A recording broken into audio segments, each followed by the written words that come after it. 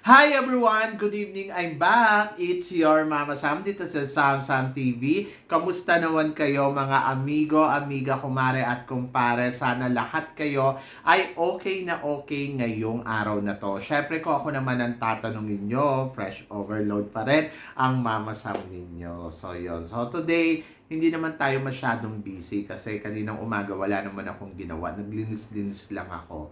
Pagkatapos nag-live kami ni Gaisel. After namin mag-live ni Gaisel, ayun, kumain kami ni noon ng lunch sa labas. Doon kami nag-lunch kasi nag-grocery kami kanina. Once a month lang ako nag-grocery, guys. Yung mga importanteng kailangan talaga dito sa bahay, ayun, nililista ko na. Tapos yun yung pinamimili namin. So, sa loob ng isang buwan, o, diba? So, hindi na lang ako nakabili ng bigas bukas na. Kasi marami pa naman, ang kinakain namin ay brown rice. Kaya mukhang brown ang itsura ka, charot. So, yun. Brown rice para konti-konti lang yung nakakain. Actually, nag-less ng timbang nga ako, kaka-brown rice ko. So, sabi ko kay Nu, bumalik na tayo sa white rice kasi parang feeling ko, nagkukulang ako sa energy. Ewan ko ba kung bakit. Iba pa rin kasi yung white rice. Kapag white rice kasi ang sagana mong kumain. Bumabalik nga na naman ako sa nag-aalmusal ako every morning eh. Dati hindi. So, yon. So, eto, ang pag-uusapan natin today kasi may nagtatanong sa akin dito. Sabi niya, kung possible daw ba mag-top 3 dito si Victoria Velasquez Vincent, si Atisa Manalo, at saka si Taguig. To be honest, yes. Possible na sila yung top 3. Top 3 contender na pwedeng matira sa competition. So, possible din namang iba, pero mas malakas yung chance na maging Taguig, Bacoor, at saka Quezon Province to. Bakit ko nasasabi? Kasi, iba yung laban nila eh. So, hindi naman sila nasisingitan pa ng ibang kandidata. Sa totoo lang. So, yung chance nila na maging top 3 dito sa competition ng Miss Universe Philippines, napakalaki. Nakita naman natin si Taguig, kung paano siya umaarangkada ngayon. Sabi ko nga doon sa mga vlogs ko, kailangan itong si Taguig ay panatilihin niya na yung sarili niya na ganito kaingay. So, gumawa na siya ng eksena, gumawa siya ng mga pasabog niya. So, yun kasi yung kulang sa kanya. And then, ayun, pwede na siya makarating talaga sa dulo ng competition. Kasi nakita naman natin talaga, hindi mo naman matatanggi ang Taguig. Sobrang ganda rin. Sobrang panalo ang katawan. Sobrang panalo yung tindig ba. So, siya talaga isa sa mga nakikita ko na pwedeng makatungtong sa top 3. Pwede ba ito mag-last to standing? Depende sa sitwasyon, depende sa pasabog niya. For now, yung ingay niya talaga, sure siya sa top 5. Pero, kung mawawala yung ningning niya pagdating na national costume, di ba? Malapit na yung national costume nila. So, yon. So, mawawala siya ng eksena kung hindi siya magpapasabog ng bonggong-bongga doon. Pero kung pananatilihin niya yung eksena niya doon, tapos pupunta sila dito sa preliminary competition, plus pasabog siya doon at eksena siya, winner. So, kayang tumungtong ng last 3, di ba? So, sa dulo ng competition. And then, Victoria Velasquez Vincent, nakita naman natin na talagang ginawa na ni Victoria Velasquez Vincent yung lahat ng makakaya niya sa competition na to. Sabi ko nga, lahat, bubbly personality, yung galawan na alam mo na gusto mo pang i-level up sa kanya. Yung mga nirereklamo natin nung unang laban niya. Sabi ko nga, nung unang laban niya, ang problema niya ay hindi bubbly yung personality. Ngayon talaga nag-level up siya. Bubbly na yung personality niya.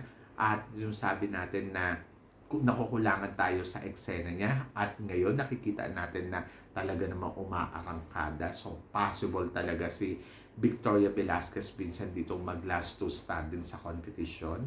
At hindi rin nakakapagtaka kung siya din ang makapag-uwi ng corona. Kasi nga tulad nga na sinabi ko, yung mga galawan kasi dito ni Victoria Velasquez Vincent, yung ano ba, binigay niya na yung lahat. At yung lahat ng nakita natin sa kanya ay sapat na para masabi natin, she will be the next Miss Universe Philippines sa competition. Di ba?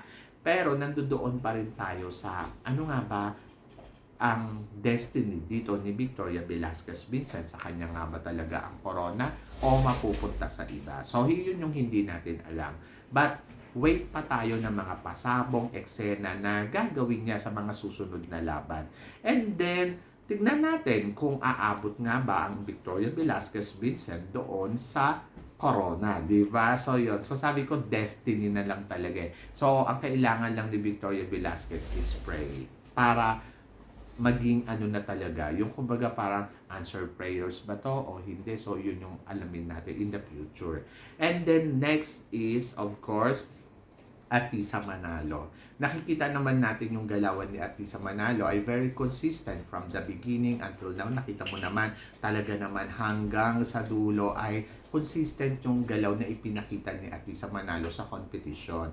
And then nandoon tayo na ano nga ba talaga ang eksenang gagawin ni Atisa Manalo hanggang sa dulo ng competition.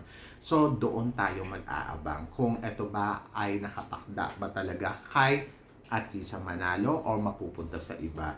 But sa ngayon, masasabi ko, ang galawan naman ni Atisa Manalo ay talagang consistent, lumalaban, at safe pa rin siya sa top 5. And then, hindi rin ako magtataka kung siya pa rin ang makakapag-uwi talaga ng corona dahil siya pa rin naman talaga yung nakikita ko na mag-uuwi ng corona dahil sa ipinapakita niya, dahil sa nararamdaman din natin, di ba? So, malakas pa rin ang isang Atisa Manalo sa laban niya dito sa Miss Universe Philippines. So, tingnan natin kung ano ang pasabog niya sa mga susunod na araw. So, yun yung abangan natin kay Atisa Manalo. But for now, sabi ko nga, consistency, talaga naman pumapalo at talaga naman nandoon yung eksena niya na palaban pa din, di ba? So, possible mag-last to standing sa competition na to sa nakikita ko for now. Syempre, Atisa Manalo at Victoria Velasquez Vincent. But depende pa din talaga sa magiging sitwasyon ng ibang kandidata. Kasi tulad nga na sinabi ko, yung game dito, ang hirap kapain eh. So, totoo lang, itong game na to, yung ang hirap i-sure.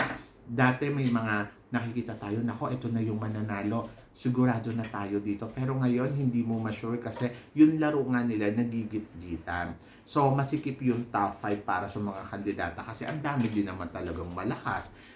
And possible, yung iba ay umarangkada ng todo-todo at mapunta sa kanila yung corona. So, yun. So, yun yung aabangan natin sa laban na to. Kasi yung laban na to talaga, sabi ko sa'yo, ang hirap. Hindi lahat ng kandidata ay, alam mo yun, yung parang lagi silang may pasabog. Yung hindi sila parang, ito yung number 1 ngayon, bukas ito yung number 1, bukas ito yung pasabog, ito yung mawawala sa eksena. So, parang ganun yung laro nila. Hindi ba sila yung parang huli mo kagad, ay, ito na yung mananalo. Sa ngayon, si Atisa ang isa sa mga pinakamalakas. Pero hindi pa natin ma-sure kung sa kanya nga ba at siya nga ba talaga mag-uuwi ng corona. Pero ngayon, ang pakiramdam ko ay kaya naman niya. Nasa kanya pa din yung ano. Kasi ang bala dito ni Atisa Manalo, yung maaladyosa na itsura. Tapos nagpe-perform pa siya. And then sa bawat perform na ipinapakita niya ay talaga namang pasabog at umaarangkada. So, yun. So, tignan natin dahil talagang lumalaban naman. So, yun. But, last two standing, I think Victoria Velasquez Vincent for now. At saka si Atisa Manalo. Tapos, pwedeng mag-top 3, Taguig, Atisa, and Victoria Velasquez Vincent. So, pwede bang manalo si Victoria Velasquez Vincent? Yes, pwede. Pwede bang manalo si Taguig? Oo naman. So, depende na lang talaga kung sino ang may hawak ng destiny. Dahil itong larong to, destiny talaga ng girls. Either sa mga top 5, alimbawa si Stacy, pwede din naman kasi umaarangkada, but hindi pa natin talaga ma-sure. Si Baguio, medyo malayo-layo pa yung nakikita ko sa kanya para sa corona. Siguro nandoon sa top 5. Maaaring yes, maaaring no. Pero malakas kasi din si Baguio eh. So, depende talaga sa mga kandidata. But for now, abangan natin yung magaganap na ano nila, na tawag dito, yung competition nila for the national costume. And then tingnan natin kung sino ang aarangkada dyan ng bonggang-bongga. Di ba? So, exciting to.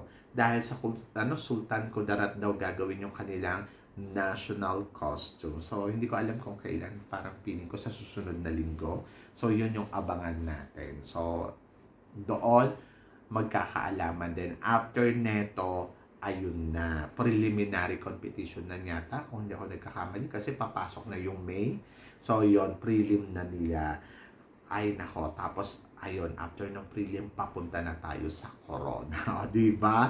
So, yon. So, konting-konti na lang. Actually, pwede na tayo mag-countdown. So, konting panahon na lang ang hihintayin natin at coronation night na ng Miss Universe Philippines for 2022. Pero ang tanong nga dito, sino ba ang mag-uuwi ng corona? Kayo guys, nakikita nyo ba na possible talaga maiwan sa top 3 etong si Taguig, si Quezon City, at saka si Quezon Province, at saka si Bacoor. So, please comment below and then tingin ninyo sino kaya ang mag-uuwi ng corona sa kanila kung silang tatlo ang matitira sa competition. So, ito ba ay si Christy Magari, si Victoria Velasquez Vincent, or si Atisa Manalo? So, comment ninyo yan dyan. So, yan. So, guys, maraming salamat po sa inyong lahat sa walang sawang suporta at pagmamahal na binibigay ninyo syempre dito sa channel ko. At sa mga hindi pa po nakaka-subscribe dyan, please don't forget to click like and subscribe my channel. At i-click na rin po ninyo yung notification bell para lagi kayong updated syempre sa aking mga chika. Sabi ng ganon, always keep smiling and always think positive. Walang imposible guys, magtiwala lang tayo sa itaas. So guys, hanggang dito na lang. Hanggang sa muli nating chikahan! See you tomorrow. Thank you guys!